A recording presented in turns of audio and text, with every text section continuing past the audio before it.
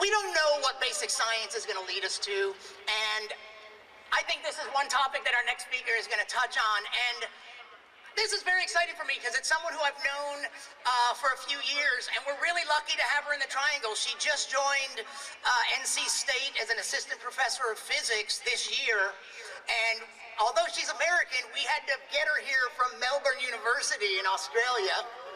And she's also, if you don't already follow her, then you probably don't follow any astrophysicists on Twitter. She's Astro Katie on Twitter, and here today, help me welcome Katie Mack.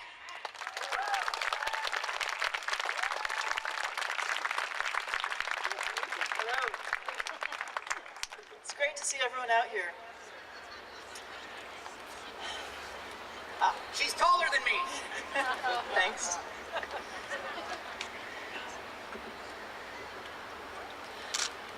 I don't know about you, but I love science.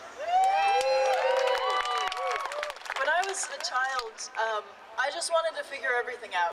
I got into astrophysics not through looking at the stars. I grew up in Los Angeles. There wasn't a lot you could see in the night sky. But I got into it because I just wanted to understand everything. I would take apart, the remote control. I would build little cars out of Legos and try and figure out how everything worked. I got into it through curiosity. Well, when we talk about loving science, we're not always talking about the same thing. There are a lot of different things that the word science can mean. Science can mean the institution of science. It can mean a set of facts. It can mean a method of inquiry about the world. It can mean a basic outlook on life. And the institution of science, the institutions of science, can get things wrong. The scientific institutions have contributed to terrible things in the world, atrocities and oppression. When there's been a disconnect between science, the institution of science, the pursuit of knowledge, and wider society and humanity, it can contribute to terrible things. And within the institution of science, there are still biases and barriers that lead to it being an unwelcoming place to a lot of people. And that's also a failure to recognize humanity in ourselves, in the fact that we're not immune to bias just because we're scientists, and the failure to recognize the humanity of others. But the process of science is all about self-correction. It's all about looking at what's happened and making changes and trying to do better. By looking critically at the history of science and at our institutions and at our ongoing problems and truly acknowledging our humanity, both our failings and our shared experiences, we can make it a better place for everyone, and we can do better things with science. Today, the separation between science and society has never been smaller.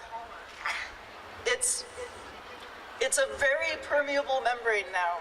There are ways to get involved in science that everybody has access to. There are online courses, you can go on social media and ask questions of scientists all the time. You can get involved in citizen science and make discoveries for yourself and help advance the science of researchers around the world. The barriers of entry are lower than ever, and people do love science. You look around the world and you see what science has brought to people. We have iPhones, GPS, electric cars, microwave dinners. There are amazing things that science has brought us. But it's not just these technologies that are important in science. It's not just the things that make our cars go faster. We need to make sure that we're also acknowledging the role of basic science, blue sky research. It's not important just because the return on investment is huge, although it is. Blue sky research is one of the best things you can do for the future of technology. But it's also because we as a society have just decided this is an important thing. This is something that we care about as people. Like art and music, science is something that feeds something within us as humans. That we have a curiosity about the world that's just built in. We want to know things. And so as scientists, we need to make sure that living up to that, the expectation of all this funding and investment, that this funding is only here because people want to know about the world, and we have to make sure that that gets out and that people have access to what that investment has brought. That scientists don't just discover things for the sake of discovering things, but share it with the world, because that's what doing science is about. That's why we do this.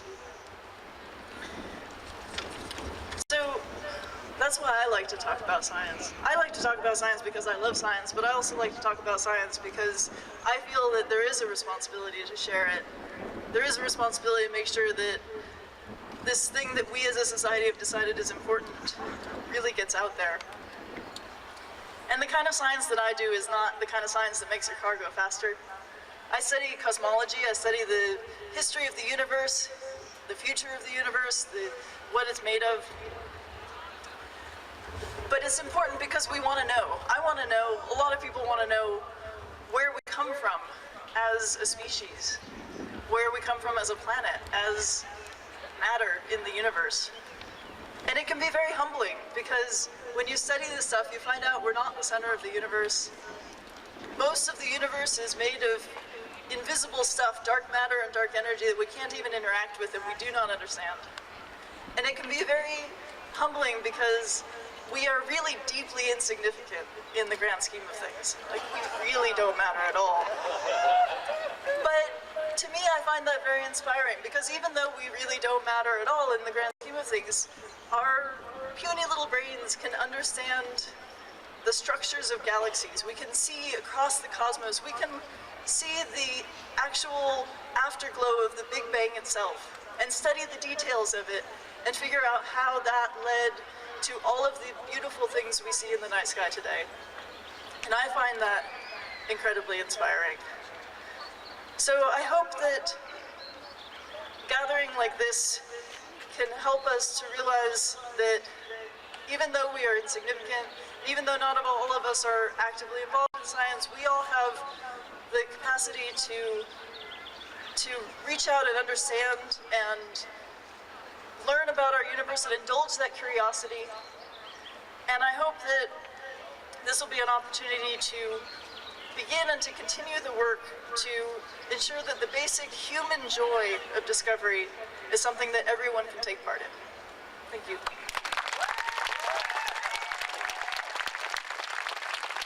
Katie Mack. Astro Katie on Twitter.